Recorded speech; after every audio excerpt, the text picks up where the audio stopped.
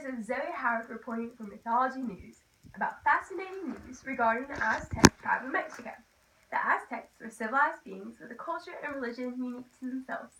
The people in Tenochtitlan, their capital, held specific jobs, and they were ruled under Montezuma during the time that Europeans were introduced.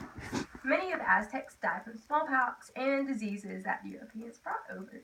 And for one of our segments, we will read one of the myths from the Aztecs, and this is their creation myth. So the gods Quetzalcoatl and Tezcatlipoca brought the earth goddess Tlalnepantla down from on high. All the joints of her body were filled with eyes and mouths, biting like wild beasts. Before they got down, there was water already below, upon which the goddess then moved back and forth. They did not know who created it. They said to each other, "We must make the earth." So, saying, they changed themselves into two great serpents, one of whom seized the goddess from the right hand down to the left foot, and the other from the left hand down to the right foot. As they tightened their grip, she broke in the middle. The half with the shoulders became the earth, and the remaining half brought to the sky, which greatly displeased the other gods. Afterwards, to compensate the earth goddess for the damage those two had inflicted upon her, all the gods came down to console her, ordaining that all the produce required for human life would issue from her. From her hair they made trees, flowers, and grasses. From her skin, very fine grasses and tiny flowers. From her eyes, wells and fountains and small caves. From her mouth, rivers and large caves. From her nose, valleys and mountains. And from her shoulders, mountains. Sometimes at night this goddess wails, thirsting for human hearts. She will not be silent until she receives them, nor will she bear fruit until she is watered with human blood. And this myth serves to explain how the earth was formed and also explains why human sacrifices were needed.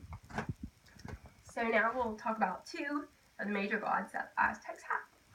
So the first is Huitzilopochtli, and he was the patron god of the Aztecs.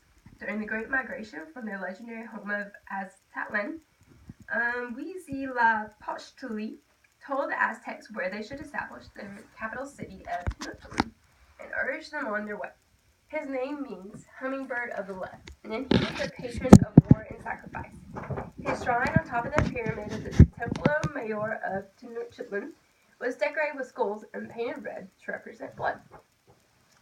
And the second one is Tlaloc, the rain god, is one of the most ancient deities in all of Mesoamerica. Associated with fertility and agriculture, his origins can be traced back to Teotihuacan, the Olmec, and the Maya civilizations. So Tlaloc's main shrine was the second shrine after Huitzilopochtli, and it's located on top of the Templo Mayor, the great temple of Tenochtitlan. His shrine was decorated with blue bands representing rain and water.